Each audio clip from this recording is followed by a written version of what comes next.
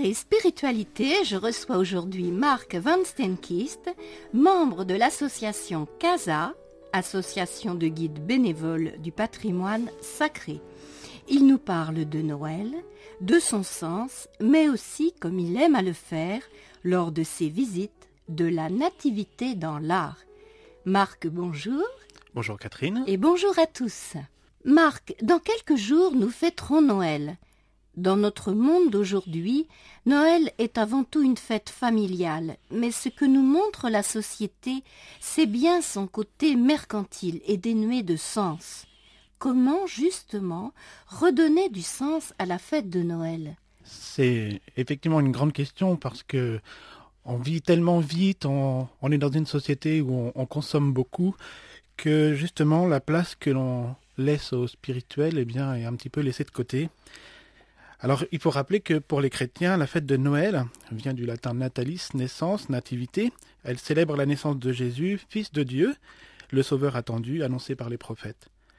Jésus veut dire en hébreu « Dieu sauve », Emmanuel.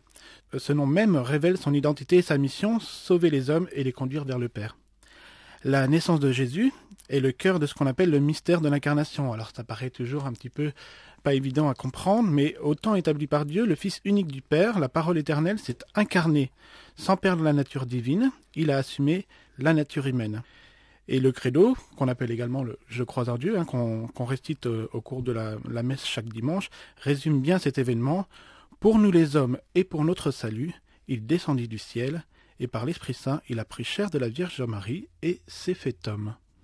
Et bien justement, pour illustrer ce propos, Catherine, je vous propose de nous lire justement le passage de Luc au chapitre 2, versets 1 à 20. En ces jours-là, parut un édit de l'empereur Auguste ordonnant de recenser toute la terre. Ce premier recensement eut lieu lorsque Quirinius était gouverneur de Syrie, et chacun allait se faire inscrire dans sa ville d'origine. Joseph, lui aussi, quitta la ville de Nazareth en Galilée pour monter en Judée, à la ville de David appelée Bethléem, car il était de la maison et de la descendance de David. Il venait se faire inscrire avec Marie, son épouse, enceinte. Or, pendant qu'ils étaient là, arrivèrent les jours où elle devait enfanter, et elle mit au monde son fils premier-né. Elle l'emmaillota et le coucha dans une mangeoire, car il n'y avait pas de place pour eux dans la salle commune. Dans les environs se trouvaient des bergers qui passaient la nuit dans les champs pour garder leurs troupeaux. L'ange du Seigneur s'approcha, et la gloire du Seigneur les enveloppa de sa lumière. Ils furent saisis d'une grande crainte. Mais l'ange leur dit : « Ne craignez pas, car voici que je viens vous annoncer une bonne nouvelle, une grande joie pour tout le peuple. Aujourd'hui, vous est né un sauveur dans la ville de David.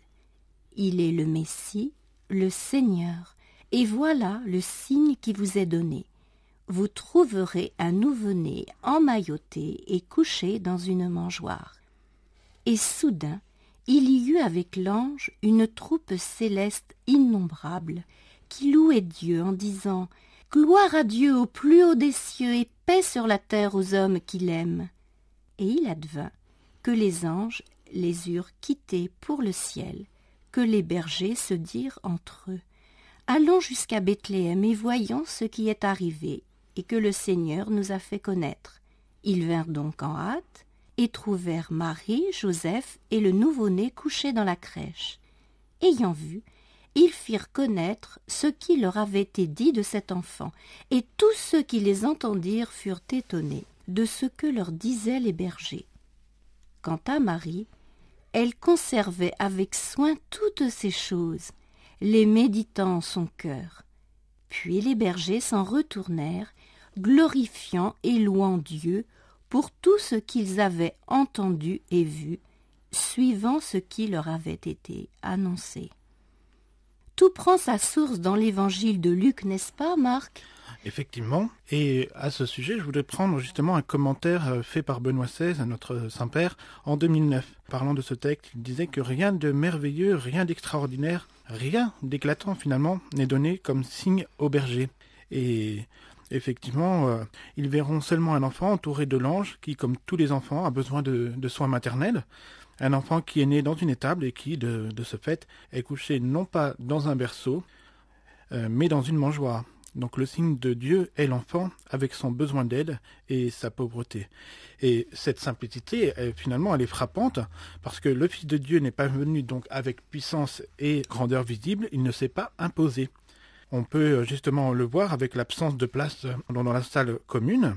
Il s'est contenté d'une mangeoire qui est habituellement réservée aux animaux. Et dans cet étonnement, on va dire, de cet événement, le Fils de Dieu s'est fait homme. Les pères de l'Église ont bien vu des signes, d'abord parce que l'enfant de Bethléem est né pauvre parmi les pauvres, qui étaient les bergers, et également parce qu'enfant, il est faible et sans défense. Donc Jésus vient ainsi parmi les hommes en partageant leurs conditions humaines, à l'exception du péché. Il dira d'ailleurs plus tard « J'avais faim et vous m'avez donné à manger, j'avais soif et vous m'avez donné à boire, j'étais un étranger et vous m'avez accueilli, j'étais nu et vous m'avez habillé, j'étais malade et vous m'avez visité, j'étais en prison et vous êtes venu jusqu'à moi. » Alors là, bien sûr, il ne parlait pas des circonstances de sa naissance, mais il exprimait ce que nous constatons lors de sa naissance. Il s'identifie à chacun de nous. Et chaque fois que vous l'avez fait à l'un de ces petits, qui sont mes frères, c'est à moi que vous l'avez fait.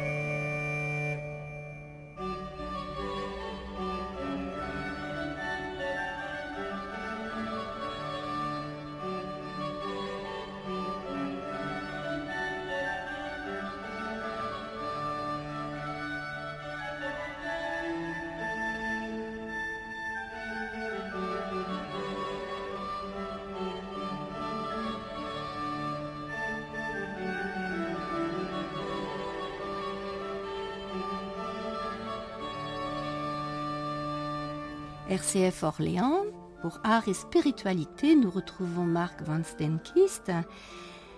Cette première pause musicale, Joseph est bien marié. Alors justement, vous l'avez bien reconnu, c'est Joseph est bien marié de Claude Balbastre. Voilà. Eh bien Marc, en quelques mots, voulez-vous nous rappeler ce qu'est la nativité ? Alors justement, on a parlé tout à l'heure de Noël, de la nativité, donc qui signifie la naissance. Mais en général, donc, ça s'emploie pour désigner la naissance de personnalités éminentes et saintes, et en pays chrétien, pour celle de Jésus-Christ, tout d'abord. La naissance de sa mère, Marie, est habituellement appelée Nativité de la Vierge Marie, qui est célébrée le 8 septembre, et celle de Jean-Baptiste, Nativité de Saint Jean-Baptiste, qu'on célèbre le 24 juin. Le mot sans majuscule désigne précisément une représentation donc, de ces naissances depuis le haut Moyen-Âge. Celle-ci, objet d'une fête liturgique, ont été le sujet de nombreuses représentations artistiques sous forme de peintures, sculptures ou vitraux même.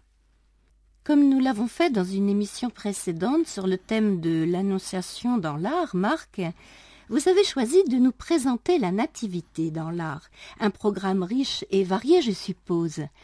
Oui, comme on l'avait fait pour justement le thème de l'Annonciation, je vous avais proposé à vous, auditeurs, de taper dans Google le mot Annonciation et vous avez certainement pu voir le nombre de représentations que nous en avons. Et si je vous propose également de faire la même chose avec la nativité, eh bien vous verrez que ce thème est doublement, voire triplement repris par les artistes, et notamment les peintres que nous citerons tout à l'heure. Alors effectivement, les représentations populaires de la nativité montrent Joseph et Marie penchés souvent sur le berceau de Jésus, entourés d'animaux de ferme, le bœuf et l'âne, et l'étable où ils auraient trouvé refuge est, selon l'inspiration des artistes, donc soit une grotte, soit une grange, voire une interprétation architecturale, Botticelli par exemple, et c'est propre à la Renaissance.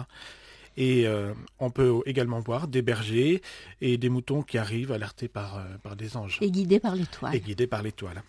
Les deux plus anciennes représentations de la nativité qui soient connues, elles datent du IVe siècle. La première consiste en une peinture murale qui orne la chambre mortuaire d'une famille chrétienne qui a probablement vécu aux environs de 380 et qui a été découverte dans les catacombes de Saint-Sébastien à Rome. Et puis l'autre, elle fait référence à une scène peinte sur un sarcophage de la basilique Saint-Maximin qui représente l'adoration de l'enfant Jésus par les rois mages.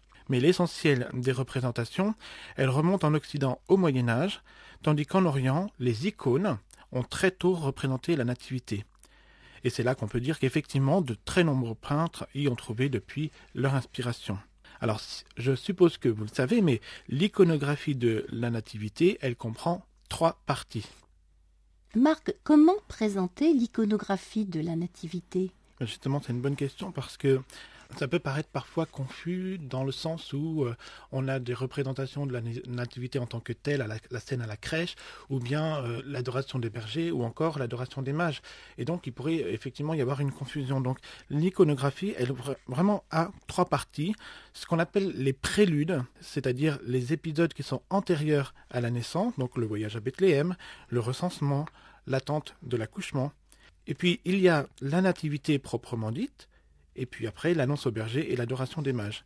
Donc, la nativité rassemble Marie, Joseph, l'enfant Jésus, les bergers, les anges et les rois mages le jour de l'Épiphanie. Donc, le thème de la nativité apparaît très fréquemment à l'époque médiévale, mais à quelle époque également ? À la Renaissance, c'est là vraiment le cœur de la représentation picturale de la Nativité, justement en raison de ses liens avec la liturgie chrétienne. Et on peut dire que par ailleurs, un tel choix iconographique permet de célébrer la Vierge Marie au même titre que son fils. Il existe 2 traditions dans les représentations iconographiques de la Nativité. Dans la tradition occidentale, Marie est figurée assise, portant l'enfant Jésus sur ses genoux. Et à la fin du XIVe siècle, sous l'influence artistique italienne, la Vierge sera représentée à genoux, dans l'attitude de l'adoration. Pourtant, il existe des nativités qui sont moins complètes, qui sont plus sobres, mais qui reprennent ce modèle oriental, où seuls sont présents l'enfant placé dans sa crèche, la Vierge couchée et Joseph assis. Et donc, dans votre région, en la région centre, on peut citer les fresques de l'église de Brinet du XIIe siècle, mais également un chapiteau de la salle capitulaire de Saint-Capré d'Agen. Et à partir du XIVe siècle, le thème occidental de l'adoration va se substituer au thème de l'accouchement. La Vierge est agenouillée, les mains jointes devant l'enfant nu et lumineux, couché sur une botte de paille ou sur un pan de manteau, qui reprend un petit peu ce caractère simple et humble qu'on a évoqué tout à l'heure. Tout à fait. Et dans l'Église primitive, comment représente-t-on l'adoration des mages ? Justement, l'Église primitive a représenté très tôt l'adoration des mages à cause de sa signification théologique et missionnaire limpide. Le schéma ancien de la Nativité pourrait apparaître comme celui-ci. La Vierge Marie est l'enfant, la Vierge Marie est au centre de la scène, elle est étendue devant une grotte avec le buste qui se relève à la diagonale. À hauteur du visage de Marie, l'enfant Jésus est couché, enveloppé de bandelettes.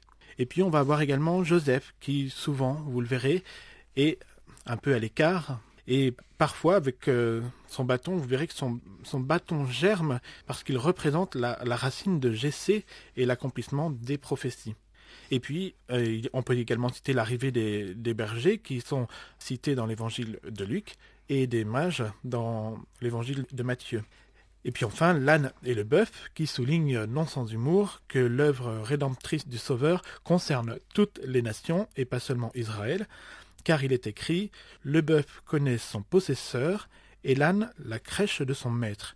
Israël ne connaît pas, mon peuple ne comprend pas. Nous pouvons retrouver ce passage dans Isaïe 1, 3.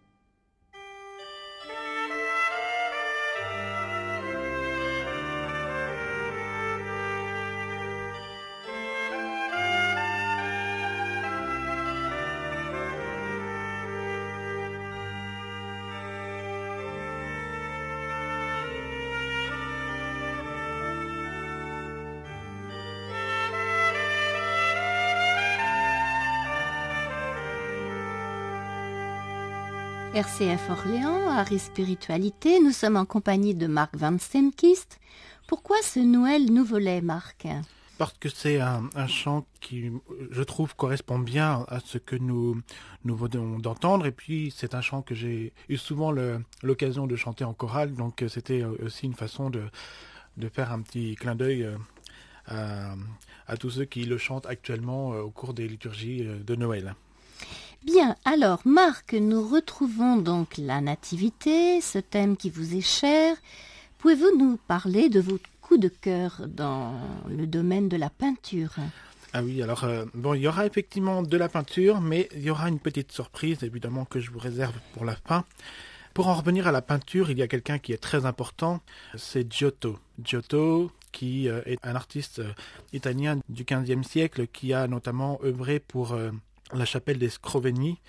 Donc c'est un petit peu un précurseur de ce thème de la nativité. Mais là, je voudrais revenir avec Piero della Francesca, dont la nativité a été peinte à peu près vers les années 1460-1475. Et on peut dire que c'est probablement un de ses derniers tableaux qu'il ait peint avant qu'il devienne aveugle. Alors, il peut sembler inachevé, ce tableau, mais cette impression, elle est sûrement due à des, on va dire, restaurations anciennes. Alors, si un jour vous avez l'occasion d'aller à Londres, eh bien, vous pourrez voir ce tableau à la National Gallery. Mais bien sûr, on peut sur Internet la trouver. Donc, je vous invite à aller retrouver ces peintures que je vous citerai dans mes coups de cœur. Alors, dans ce tableau, justement, de la nativité de Piero della Francesca, vous avez l'enfant Jésus qui est couché sur le sol, les bras levés vers sa mère, presque au centre de la composition. La Vierge Marie est agenouillée, les mains jointes, vêtue des 3 couleurs, bleu, blanche et rouge. Un groupe de 5 anges, chantant et jouant du luth et de la viole, constitue l'arrière-plan immédiat de Jésus. Ils sont pieds nus sur le sol caillouteux, et Joseph, à droite, assis sur un bas, une gourde à ses pieds, regarde ailleurs, vers le paysage. Derrière lui se trouve les bergers en adoration. Un clocher est visible dans le fond à droite. Ce paysage, visible à gauche, est peint comme une miniature. L'étable dans le fond est peinte avec réalisme, avec une ombre portée et des animaux en mouvement. Donc là, on est bien dans cet esprit de la Renaissance où on commence à mettre une architecture en volume, en perspective. Alors, je viens justement de vous citer les couleurs bleu, blanc et rouge qui vêtent Marie et qui symbolisent respectivement par le bleu le signe de la royauté céleste, par le blanc l'indication de sa virginité et par le rouge les prémices de la mort du Christ. L'étable rustique que l'on voit, elle est un petit peu à la Toscane et en ruine. Elle symbolise l'église que le Christ vient reconstruire et figurée par un clocher visible qu'on pense peut-être inspiré on va dire, d'une petite ville d'Ombrie. Marc, je vais essayer de deviner votre deuxième coup de cœur. Ne serait-il pas la nativité de Fra Angelico ? Touché, ce frère qui a peint de nombreuses fresques dans son monastère. Et là, ce qu'on peut voir dans son tableau de la nativité, c'est justement un début de perspective, avec un essai maladroit, on va dire, qui concerne les anges sur le toit de l'étable. Et Comme pour le tableau de Piero della Francesca, le Christ est posé à terre, cette fois-ci devant les tables et non dans la mangeoire, entouré de Marie et de Joseph. Mais là, un petit détail supplémentaire, on va dire qu'ils sont accompagnés de Sainte Catherine d'Alexandrie et de Saint Pierre Martyr. Alors c'est vrai que ça n'est pas courant. C'est étonnant. C'est étonnant, Voilà. en effet, parce que on n'est plus dans on va dire le thème strict de la nativité, mais il faut savoir que de temps en temps, notamment, on va voir ça souvent dans les vitraux, où des donateurs se font représenter donc sur le vitrail dans un thème de leur choix, et les maîtres verriers donc les représentent, du moins exécutent la commande en représentant ces donateurs avec leur saint patron ou avec un thème de leur commande. La dernière, et là c'est vraiment mon gros coup de cœur, et là je parle vraiment en tant qu'amoureux de Vézelay, dont on a déjà parlé. Vézelay, justement, vous connaissez le grand tympan qui nous accueille, ce tympan de la Pentecôte, mais il y a 2 petits tympans de part et d'autre. Il y en a un, justement, qui est vraiment consacré au cycle de la nativité de Jésus. C'est le petit tympan sud du narthex. Exactement. Et ce qu'on voit sur le linteau, alors le linteau, c'est on va dire la partie horizontale sur laquelle s'appuie ce tympan. Et sur le linteau, de la gauche vers la droite, on y voit représenter donc l'annonciation, l'annonce faite à Marie, la visite de Marie à sa cousine Élisabeth, et la visite que font les bergers interpellés par l'ange, qui leur désigne la direction de la crèche où reposent Marie et l'enfant Jésus réchauffé par un bœuf. Et il y a même une sage-femme qui veille, tandis que Joseph, encore une fois, semble songeur. Exactement. Voilà. La scène se passe dans une grotte. Sa forme symbolique rappelle un petit peu le cul de four d'une église, tout comme on l'en voit dans les grandes églises romanes. Et au-dessus scintille une étoile. Alors là, c'est très très particulier à Vézelay, c'est que la lumière qui vient d'une des verrières, à un moment précis de l'année, et je pense que ça doit être en ce moment, s'il fait beau, eh bien la lumière tombe sur justement l'étoile qui va être qui va donner tout son sens à cette sculpture. Et là, l'étoile, elle est symbolisée par une fleur. Vous me disiez lors de la préparation que l'étoile est éclairée par un faisceau de lumière habilement dirigé par les sculpteurs. Exactement. Oui, elle projette vraiment une ombre qui accentue le contraste et c'est là que ça donne un côté divin qui est vraiment très intéressant. Finalement, Marc, que retenir de cette belle fête de Noël ? Eh bien justement, je voudrais reprendre une citation, du moins un passage que Benoît XVI a adressé, on va dire, à la terre entière au moment de Noël en 2007, où il dit que être touché par la présence de Dieu qui se fait l'un de nous à Noël, c'est un don inestimable. Il n'y a rien de plus beau, de plus urgent, ni de plus important que de donner gratuitement aux hommes ce que nous avons reçu gratuitement de Dieu. Rien ne peut nous exempter ni nous dispenser de cet engagement exigeant et fascinant, la joie de la nativité, tandis qu'elle nous comble d'espérance et nous incite à annoncer à tous la présence de Dieu au milieu de nous. Et si effectivement tous les peintres que nous avons cités peuvent aussi nous aider dans cette méditation, eh bien je souhaite très joyeux Noël à tous. Joyeux Noël à tous. Merci pour votre fidélité, merci à Fred à la technique et à très bientôt sur les ondes de RCF Orléans.